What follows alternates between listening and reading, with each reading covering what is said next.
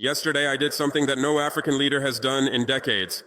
I picked up the phone and told the most powerful man in the world exactly what I thought about his plan to destroy my people's future. That man was Donald Trump. And what I told him? It's about to change everything you think you know about how small nations deal with superpowers. But before I tell you what happened on that call, because trust me, it was explosive, you need to understand what was really at stake. This wasn't just about trade. This wasn't just about economics. This was about whether 22 million people would eat tomorrow, or whether they'd become refugees fleeing a continent that the world has already written off. My name is Ibrahim Traore. I'm 35 years old. I run Burkina Faso, and yesterday I declared war on the system that's been bleeding Africa dry for centuries. Stay with me, because what I'm about to tell you will explain why every intelligence agency in Washington is now watching my every move. 3 days ago, my economic advisors rushed into my office with news that made my blood run cold. The United States was about to impose a 30% tariff on everything we export to America. Not 5%, not 10%, 30%. To put that in perspective, that's not a trade adjustment. That's even have the courtesy to warn us first. We found out the same way everyone else did, through rumors, through leaked documents, through the whispers of diplomats who couldn't look us in the eye, as if 22 million people weren't worth a phone call before you destroy their economy. That's when I knew this wasn't about trade policy. This was about sending a message that Africa should know its place, that we should be grateful for whatever scraps fall from their table, that we should never, ever forget who's really in charge. They were wrong. Let me tell you something about the phone call that's got Washington talking, because what happened in those 23 minutes wasn't diplomacy. It was a reckoning. When Trump's voice came through that secure line, I could hear it immediately. The tone you use when you're talking to someone you don't consider an equal, the casual dismissal, the assumption that I'd called to beg. He started talking about America's economic interests, about protecting American jobs, about how these tariffs were necessary for America's future. I let him finish. Then I said something that I guarantee no American president has heard from an African leader in decades. I said, "Mr. President, let me tell you about my economic interests." The line went quiet, and that's when I told him exactly what his 30% tariff would do to my people. But here's the part that really got his attention. Here's the part that made him realize he wasn't dealing with the kind of African leader he was used to. I told him about Sarah. Sarah is 23 years old. She works in a textile factory in Ouagadougou. She supports her mother, her 2 younger brothers, and her own infant daughter on the wages she makes sewing clothes that get shipped to American stores. When Trump's tariff hits, Sarah doesn't just lose her job, she loses everything. Her family goes hungry. Her daughter stops getting the medication she needs. Her brothers drop out of school to try to find work that doesn't exist. And Sarah becomes one of the millions of young Africans who start looking north, toward Libya, toward the Mediterranean, toward the boats that sometimes make it to Europe and sometimes don't. That's what a 30% tariff looks like in human terms. That's what America first means when you're on the wrong side of it. I told Trump all of this, and then I told him something that made him very, very quiet. I said, "Mr. President, you can destroy our textile industry today, but when 10 million young Africans start moving toward your allies in Europe because their economies collapsed, don't call me asking why your migration crisis just got 10 times worse." You see, here's what these people never seem to understand. When you destabilize African economies, you don't just hurt Africans. You create problems that end up on your doorstep, whether you want them there or not. But the real moment, the moment when I knew this call was going to change everything, came when Trump asked me something I wasn't expecting. He said, "What do you want?" Not, "What can we do to help?" Not, "How can we work together?" Just, "What do you want?" As if this was a negotiation, as if my people's survival was something I needed to bargain for. That's when I told him something that I don't think any African leader has ever said to an American president. I said, "I don't want anything from you, Mr. President. I want you to stop taking from us." The silence on that line lasted so long, I thought the call had dropped. Then he asked me to explain what I meant, and that's when I told him about the real cost of doing business with America. For every dollar of aid America gives Africa, African countries send back $5 in debt payments, resource extraction, and unfavorable trade terms. We're not being helped. We're being harvested. The African Growth and Opportunity Act, AGOA, that everyone talks about like it's some great gift to Africa. It's designed to keep us exactly where we are. Suppliers of raw materials, buyers of finished goods, never competitors, never equals. But here's what really shocked him. Here's what made him realize that this wasn't going to be the conversation he was expecting. I told him I'd been studying his trade policies. All of them. not just the ones affecting Africa. I knew about the deals he'd made with China.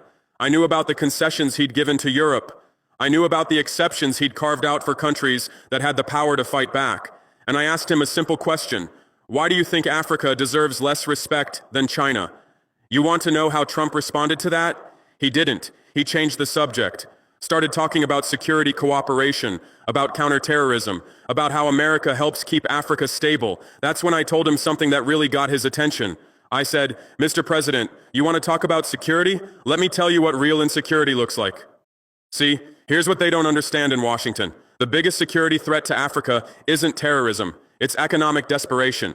When young people can't find work, they don't just disappear, they join whatever organization promises them a future. Sometimes that's terrorist groups. Sometimes it's criminal networks. Sometimes it's migration routes that end in tragedy. But all of these problems start with the same thing, an economy that can't provide for its people. So when America imposes tariffs that destroy African jobs, they're not just hurting our economy. They're creating the exact conditions that breed the instability they claim to be fighting. I told Trump that if he really wanted to fight terrorism in Africa, the best thing he could do would be to give young Africans a reason to stay home. Give them jobs, give them hope, give them a future worth fighting for. But that requires treating Africa as a partner, not a charity case. It requires respecting our right to develop our own industries, not just extract our resources. And it definitely doesn't include imposing tariffs that could push millions of people into poverty. That's when the conversation took a turn I wasn't expecting. Trump started asking questions, real questions, about our economy, about our industries, about what we actually needed to succeed. For the first time in the conversation, he sounded like he was listening, instead of just waiting for his turn to talk. I told him about the cotton farmers in our central regions, families who've been growing cotton for generations, but who've never been allowed to process it themselves. We ship raw cotton to America, and you sell us back the clothes. I told him about our gold mines, some of the richest deposits in the world, but controlled by foreign companies that take the gold and leave us with holes in the ground. I told him about our young people, the most educated generation in our history, but forced to migrate to Europe because there are no opportunities at home. And I told him the truth that no one in Washington wants to hear. Africa doesn't need charity. We need fairness. We need the right to add value to our own resources. We need trade agreements that benefit both sides, not just one. We need to be treated like partners, not like problems to be managed. That's when Trump said something that surprised me.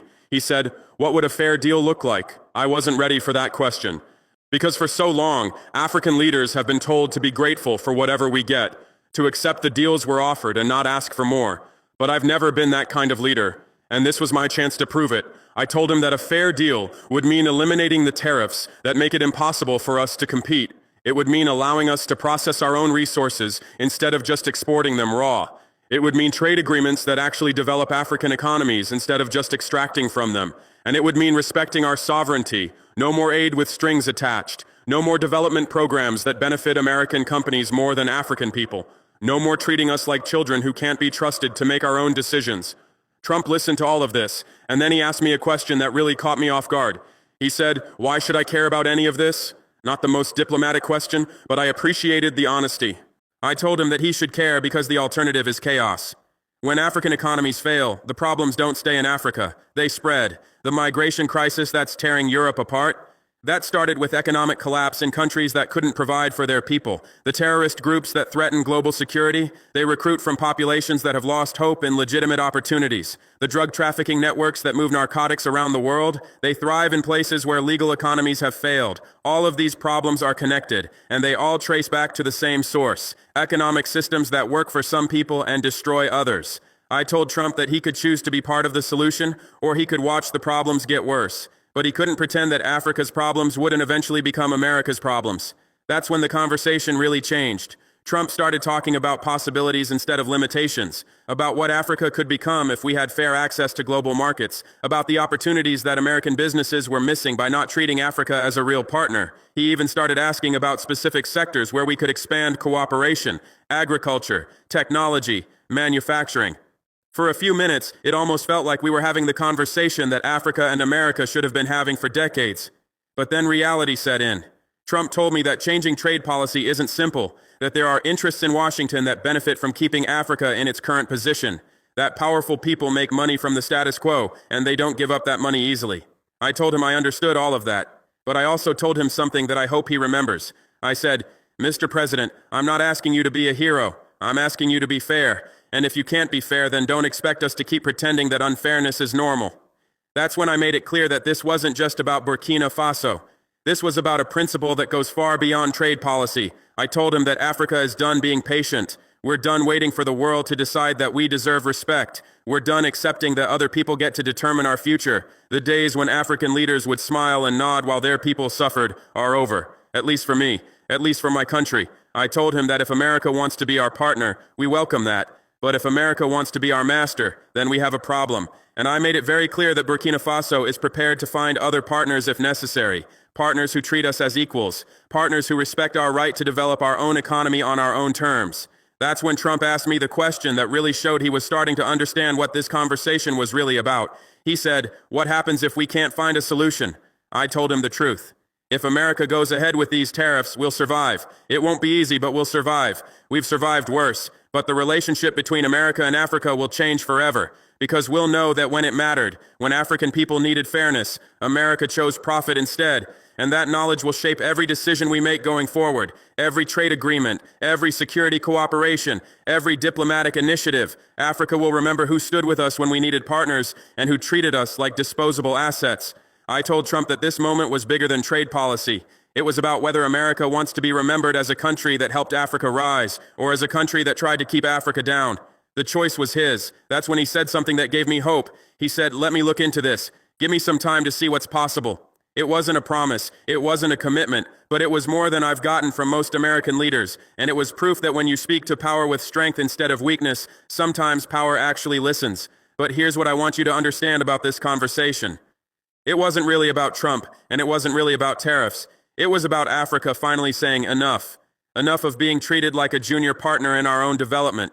Enough of watching our resources leave while our people stay poor. Enough of being told to be grateful for scraps while others feast on our wealth. For too long, African leaders have been afraid to speak truth to power, afraid that if we push too hard, we'll lose what little we have. But fear has never built anything worth having, and respect has never been given to those who won't demand it. I'm not afraid of American power. I respect it, but I'm not afraid of it. Because I know something that I think America sometimes forgets. Power without legitimacy is just force, and force without consent. What a president. What a president. A leader. A true leader. Africa will be great again. Ibrahim Traore. I wish this guy is taking over all African countries. Drop a comment what you thought.